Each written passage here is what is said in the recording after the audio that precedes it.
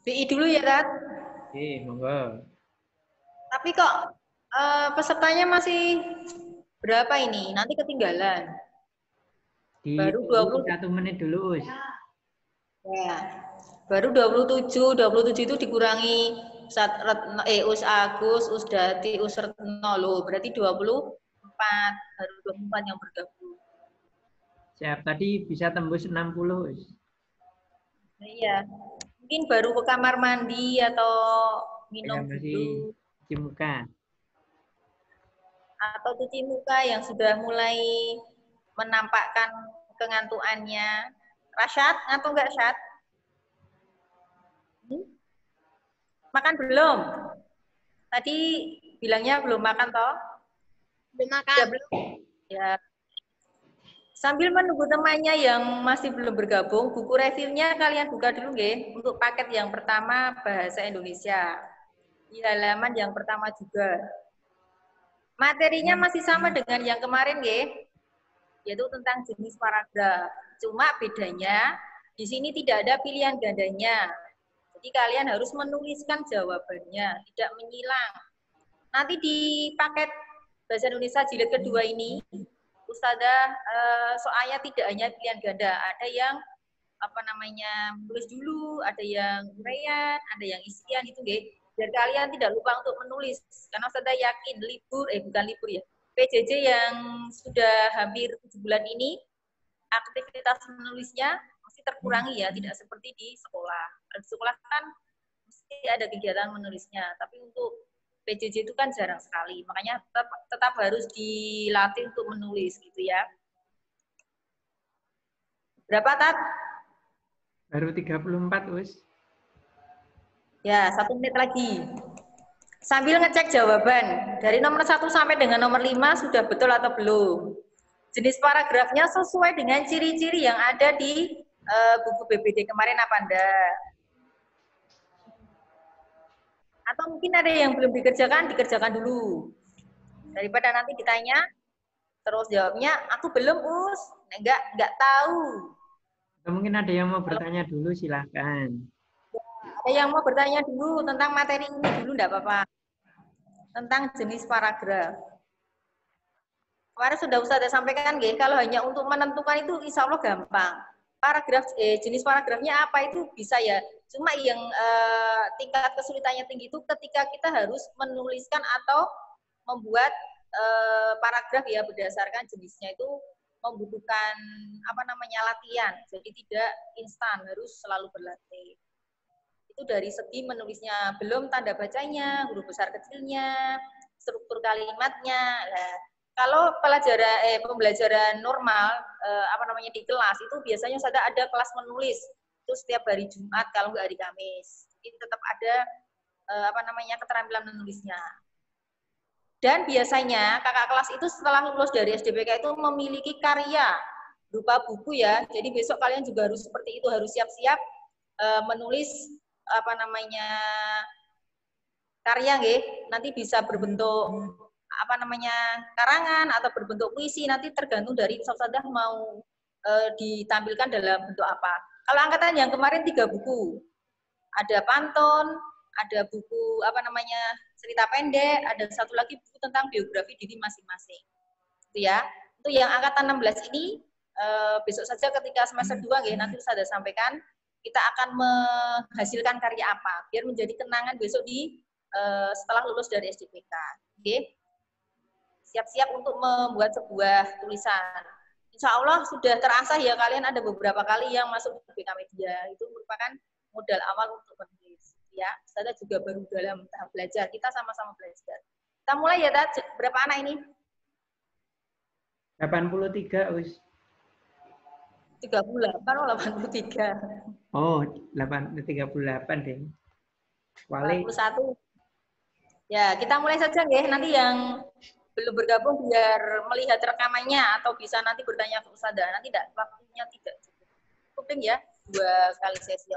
Langsung saja nggih. Untuk nomor 1 sampai dengan nomor 5. Adakah yang menjawab dalam jawaban kalian itu nomor 1 sampai dengan 5 paragraf argumentasi? Ada enggak? Ada yang menjawab paragraf argumentasi, baik itu nomor 1, 2, 3, sampai dengan 5, ada nggak? Ditulis aja, ditulis. Atau disampaikan, enggak apa-apa. Ada nggak paragraf argumentasinya? Kalau saya tidak ada, Us. Ada. Yang lain? Mungkin nomor 1 menganggap itu paragraf argumentasi? Boleh. Tapi nanti kita bahas. Berarti nggak ada ya? Ada nggak yang menjawab paragraf eksposisi? Ada. Ya. Kalau paragraf persuasi ada nggak? Tidak ada. Ya, diingat-ingat ya, paragraf persuasi berisi mempengaruhi sehingga orang lain yang membaca itu terpengaruh dan melakukan sesuatu yang kita maksud atau sesuatu yang kita anjurkan.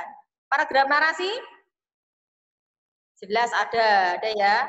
Dan deskripsi. Coba kita cek. Yang termasuk paragraf eksposisi nomor berapa ya? Monggo dijawab. Mas Arya.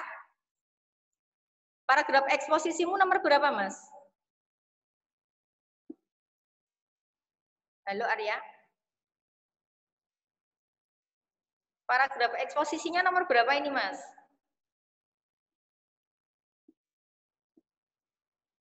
Halo, masih di situ? Atau baru ke kamar mandi? Bentar, Us.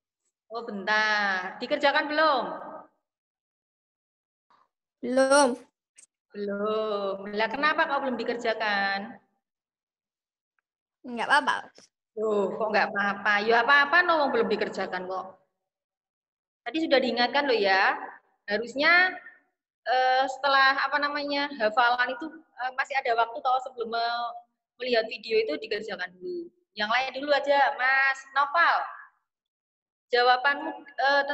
Jawabanmu yang paragraf eksposisi kamu taruh di nomor berapa, Mas? Halo, Noval?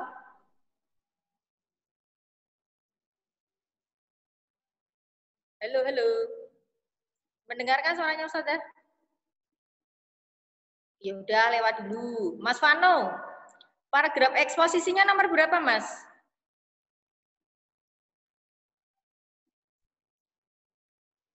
Halo? Nomor 4 kayaknya. Nomor 4 kayaknya. Bener nggak, Mbak Yaya? Kalau Yaya paragraf eksposisinya nomor berapa? Halo Yaya?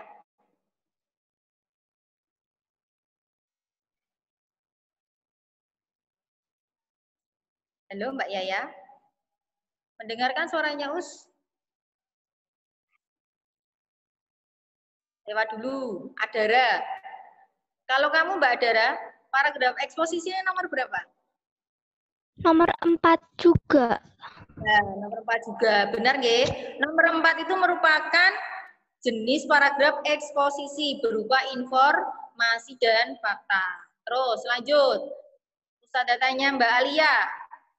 Kalau kamu di paket 1 ini paragraf narasinya nomor berapa Mbak Alia?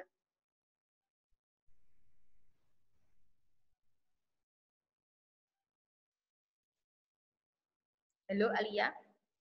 Paragraf narasinya di nomor berapa Al?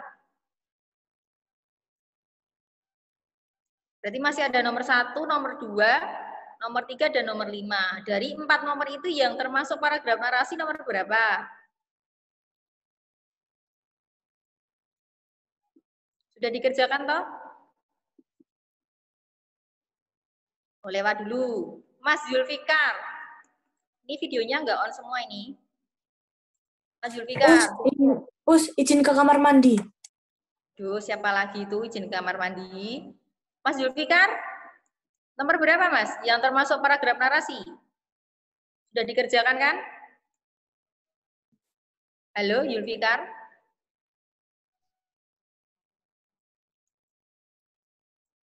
Ini ada loh, tapi kok suaranya nggak ada loh. Aku, Us. Sebentar nih yang masih videonya nggak terlihat ini tak sebut terus ini. Karena Ustazah belum kenal kan, belum pernah ngajar kalian. Malah ini PJJ kan harusnya videonya diperlihatkan biar Ustazah itu juga kenal, juga tahu. Oh ini namanya si A, ini si B. Gitu. Coba dijawab Mas Kevin. Nomor berapa, Vin?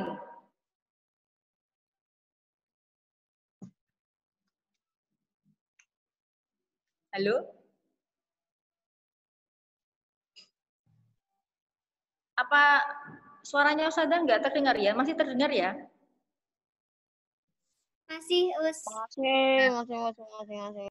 Internetnya Ustazah normal, karena 5, insya Us. Allah. Nomor berapa? 5, Us. Yang 5. Nomor 5 ada lagi nggak? Semuanya jawab boleh. Selain nomor 5, nomor berapa lagi yang termasuk paragraf narasi? 1 dan 3. Nomor 3 dan 5. Kalau nomor 2 paragraf apa ya? Deskripsi. Apa yang dideskripsikan? Tinggi. Pak Raden. Ini Pak Raden. Detail-detailnya. Kalau nomor 1 paragraf? Nomor 1 paragraf apa ini? Mesti ada yang terjebak menjawab eksposisi, ya enggak? Yang benar paragraf apa nomor 1? Deskripsi. Deskripsikan pasar terapung yang ada di Kalimantan, itu ya. Itu ya anak-anak ya, seperti materi yang kemarin ya masih sama. Ini masih Ustazah gunakan besok hari Sabtu ya, termasuk jenis paragraf ini ada di Sogem. Jadi silakan diulang-ulang kembali. Gitu ya. Terima kasih atas perhatiannya. Yang masih belum on silahkan difokuskan kembali nggih. Nanti jadi biar kalau ditanya Ustazah itu langsung set jawab itu ya. Itu artinya apa? Berarti kalian sudah siap mengikuti kegiatan review. Sudah dijawab, tinggal nyocoknya saja. Oh ternyata jawabanku benar. Oh ternyata jawabanku masih belum benar gitu ya. Jadi jangan hanya menunggu jawaban dari ustadz-ustadzah. Itu selalu ustadzah ingatkan terus gitu ya. Biar apa namanya kalian teringat dan jangan bosan-bosan untuk apa namanya mendengarkan apa yang ustadzah sampaikan. Oke. Ustadzah kembalikan ke Ustadz Gus, semoga Ustadz. Baik, Ustadz, terima kasih untuk pembahasan bahasa Indonesianya. Lanjut ke pembahasan IPA, monggo Usretno. Oke, terima kasih banyak Ustadz untuk waktunya. Selamat siang anak-anak. Nah, untuk IPA kita akan mempelajari dan juga membahas tentang paket 1. Mungkin sama, tidak apa dengan Ustadz tidak akan menjelaskan panjang lebar, tetapi jawaban adalah dari masing-masing kalian yang ada di Zoom ini. Khususnya ya, misalnya Ustazah prioritaskan yang mungkin kamera tidak diaktifkan juga untuk mengetahui kehadirannya. Baik, nomor 1. Nah, ini merupakan indikatornya adalah hubungan antar makhluk hidup dengan lingkungannya. Nomor 1 adalah contoh soal tentang rantai makanan. Ada yang belum dijawab untuk soal nomor 1 sampai 5 pakai 1 ini? Sudah dijawab semuanya? Sudah? Oke, silahkan dijawab oleh Mbak Zi. Nomor 1, paket 1, halaman 26. Silahkan dijawab oleh Mbak Zi. Ya, Mas Rasyad. Pakai bahasa Arab ya.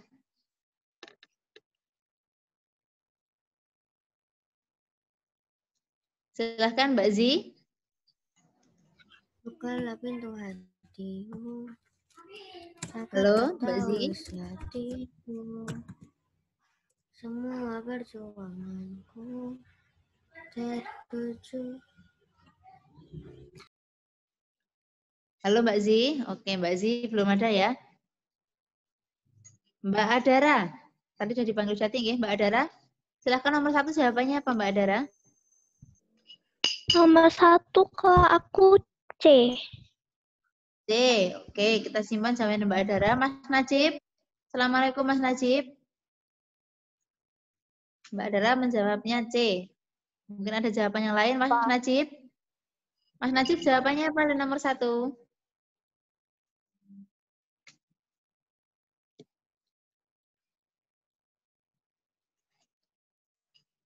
Mana Mas Najib?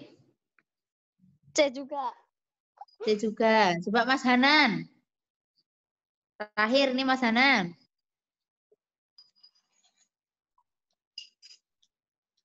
Halo, Mas Hanan. Ya, Mas Hanan belum ada. Mas Danindra Giantoro, ada di situ?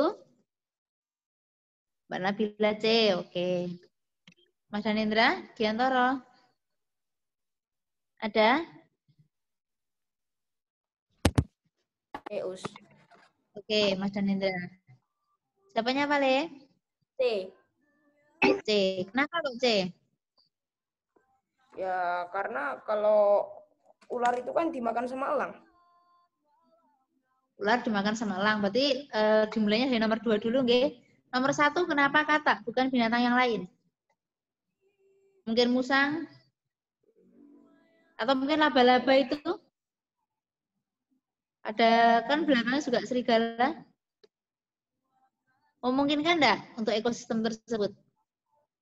Enggak.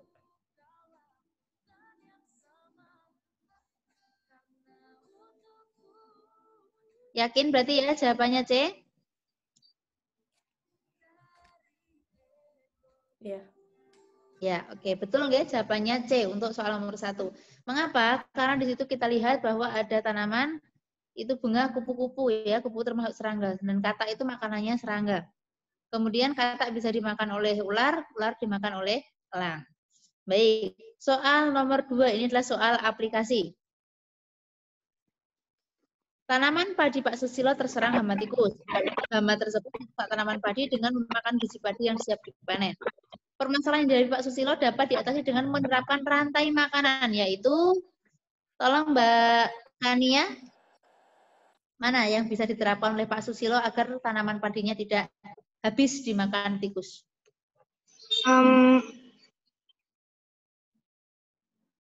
Aus. Nah, menyediakan pakan buatan untuk pengalihan perhatian tikus ya. Dikasih apa Mbak untuk tikusnya? Hah, gimana? Dikasih apa tikusnya? Dikasih pakan buatan.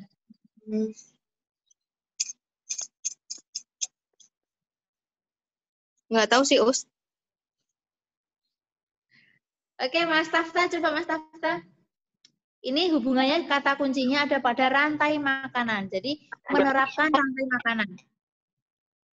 Nah, Mbak Nabila dikasih keju katanya ya. Iya, tetapi keju itu apakah bisa menggantikan rantai makanan yang ada di ekosistem tersebut? Bisa. Nah, dengan menerapkan rantai makanan berarti harus ada padi dimakan tikus. Tikus kemudian harus ada konsumen-konsumen berikutnya untuk bisa mencapai rantai makanan. Oke, Mas Ale D, Mbak Sasha D juga. Sepakat D? Ya. Ya. Ya, karena di situ ada kata kuncinya pada rantai makanan. Bisa dibasmi tikus menggunakan racun tikus, tetapi rantai makanannya terhenti di situ. Ya, jadi tidak ekosistem alami. Ya, jadi bisa untuk menjadikan anti hama ya atau istilahnya itu, tapi yang itu yang alami berarti tidak menggunakan bahan-bahan kimia, tetapi meningkatkan predator. Siapa yang bisa diberikan di ekosistem tersebut kira-kira yang bisa membasmi tikus? Hewannya apa? Ular. Ular. Betul. Ya, betul. Nomor 3.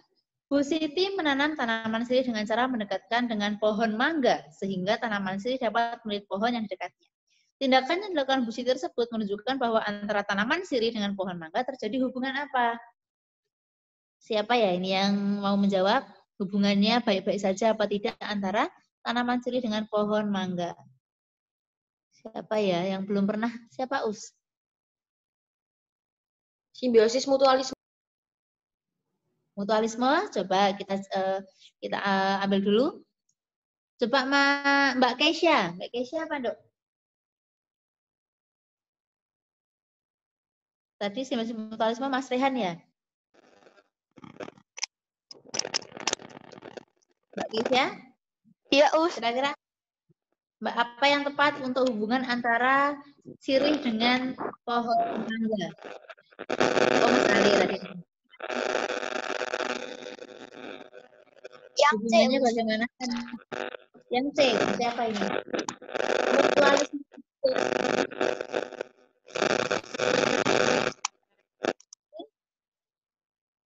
Mbak Mona? Mbak Mona menjawabnya apa? Tadi udah Mas Ale C, Mbak Kesa C.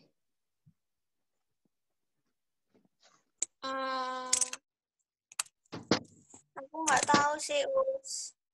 Kayaknya D. Kayaknya D. Ada dua jawaban, oke ya Mas Ale. Oh, meral jawaban komensalisme. Mbak Nabila. Mbak Nabila jawabannya apa? Mas Ale komensalisme, oke.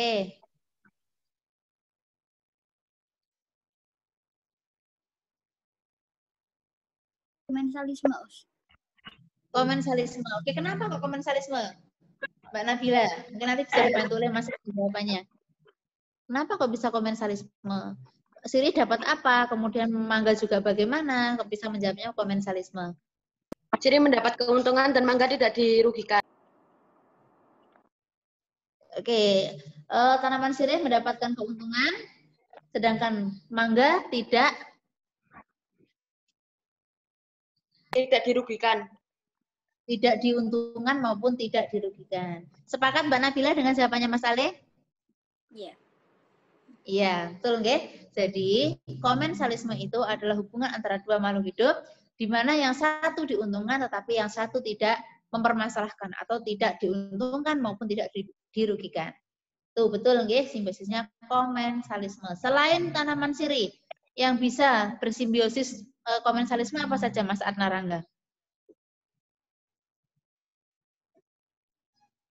Selain tanaman sirih dengan mangga, apalagi?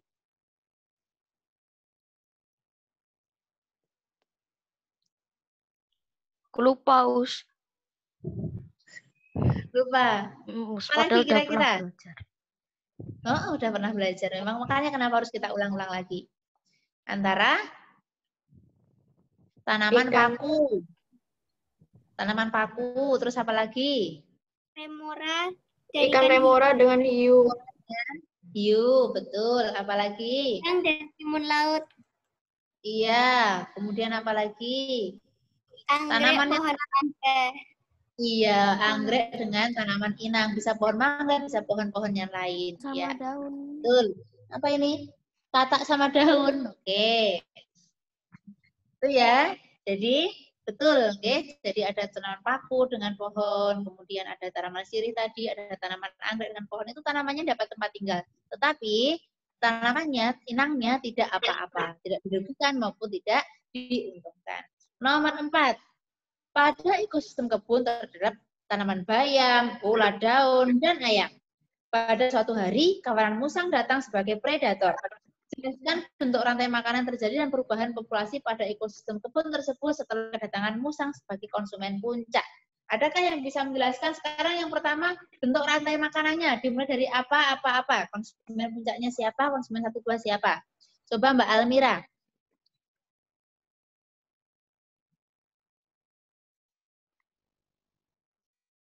Itu urutan rantai makanannya bagaimana Mbak Almira?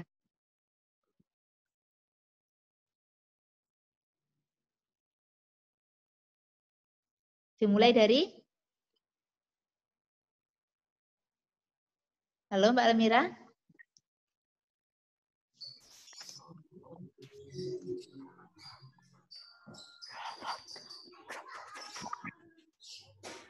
Mbak Almira? Oke, coba dibantu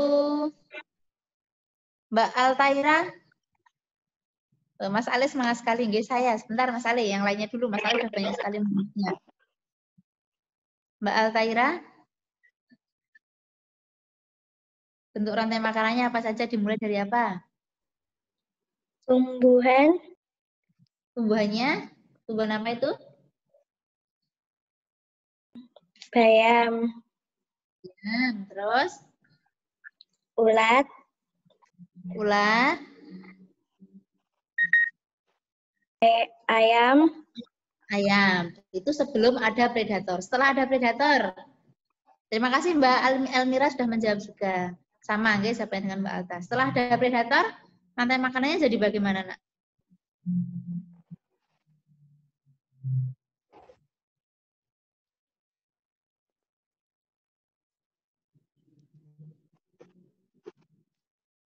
Coba dibantu Mbak Alifa.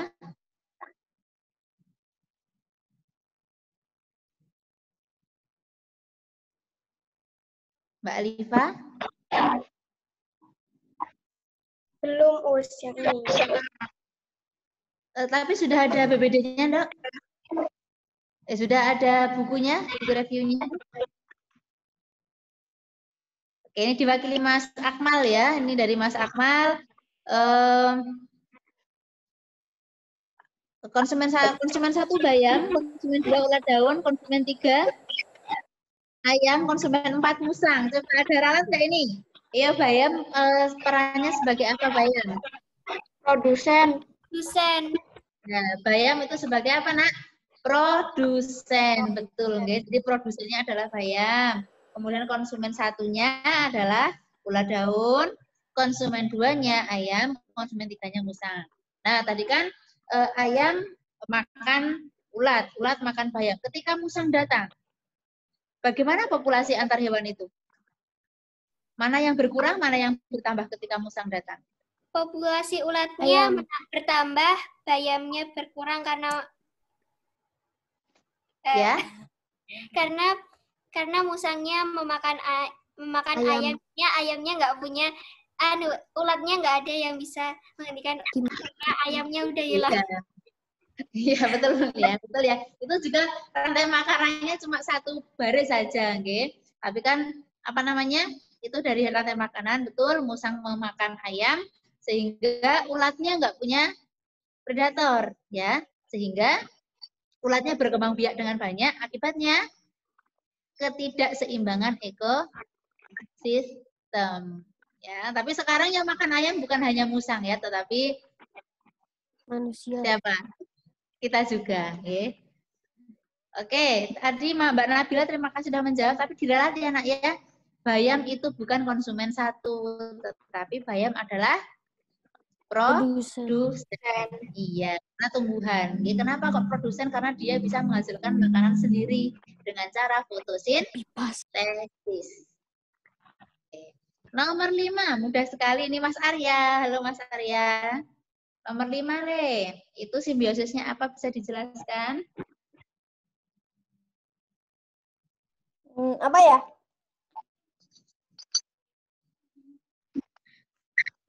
Apa? Saya tanya Mas Arya, Mas Arya tanya siapa? Belum dikerjakan mesti ya? Belum. Oke, Mbak Diva Nisa bisa bantu Ustazah atau bisa bantu Mbak Arya? Nomor 5. Nah, nomor terakhir, untuk simbiosisnya apa? Simbiosis mutualisme. Simbiosis mutualisme, mengapa demikian? Apa? Kenapa kok simbiosisnya yang dipilih simbiosis mutualisme? Kupu dapat apa, bunga dapat apa? Kupu-kupu dapat serbuk bunga dan bunga itu penyerbukan, membantu penyerbukan. Iya, betul. Oke, bunganya terbantu penyerbukannya karena serbuk sarinya nanti akan menempel di kaki kupu-kupu sehingga bisa berpindah dari kupu ke lain. Kemudian kupu-kupunya mendapatkan nektar. Simbiosis apa? Ya, saling menguntungkan namanya simbiosis apa Mas Arya? Saling menguntungkan. Apa? Mutualisme. Mutualisme, betul. Ya. Karena ketika kalian belum paham silahkan dibaca lagi ya apa referensinya, bisa googling, bisa yang lain. Yang penting kalian mencoba mengerjakan agar punya pengalaman untuk mencari apa namanya referensi atau mencari materi terkait ini. Oke, ada pertanyaan tentang ini materi 1 kita yaitu tentang hubungan antar makhluk hidup. Betul Mbak Nabila, pinter. Mutualisme, kupu-kupu mendapat nektar, bunga mendapat terbantu penyerbukannya. Oke, sip. Tuh. Jadi ini untuk terkait materi hubungan antar makhluk hidup ada rantai makanan, ada simbiosis. Terkait dua materi ini, adakah pertanyaan atau ada yang belum paham? Tadi misalnya Mas Arya lupa, dibuka lagi anak ya untuk melawan lupanya sama Mas Adnan tadi ya. Iya, dibuka lagi materinya tentang ini biar nggak lupa lagi. Atau nanti sorghum ini perlu dikeluarkan juga? Atau nanti ada try-in Mas Dati? Enggak. Jangan. Nggak usah. Oh, nggak usah. Oke, nak. Untuk sorghum nanti hari Sabtu materinya adalah materi ini tentang magnet ya, yang tadi sudah disampaikan. Silahkan yang belum lihat videonya, silahkan dilihat videonya karena materinya nanti dari video itu. Kemudian mungkin ada beberapa soal yang dari sorghum 7, 8 kemarin. Karena untuk sorghum 7 dan 8 nilainya sudah dikirim, sudah dilihat belum? Dilihat di email masing-masing ya, yang email yang didaftarkan di Google Form. Jadi nanti kalian silahkan dilihat nilainya berapa. Oke, untuk IPA cukup, saya kembalikan lagi ke Ustadz Agus. Silakan Ustadz Agus. Ya, terima kasih Us Retno untuk pembahasan IPA di siang hari ini. Ada yang mau ditanyakan anak sekalian sebelum kita akhiri? Kalau tidak ada, kita cukupkan untuk hari ini. Sampai berjumpa esok hari. Dan jangan lupa tetap jaga kesehatan, jaga semangat. Karena dengan sehat dan semangat, insya Allah apa yang kita cita-citakan akan lebih mudah tercapai, gitu ya. Baik, kita akhiri kegiatan hari ini dengan bacaan hamdalah bersama-sama. Alhamdulillah. Baik, terima kasih untuk Ustazah, Ustadz dan Us Retno. Jangan lupa senantiasa untuk sholat, jaga, dan juga biasakan terangi rumah kita dengan bacaan Al-Quran setiap habis maghrib ataupun setiap habis subuh. Itu, terima kasih. Wassalamualaikum warahmatullahi wabarakatuh. Waalaikumsalam warahmatullahi wabarakatuh.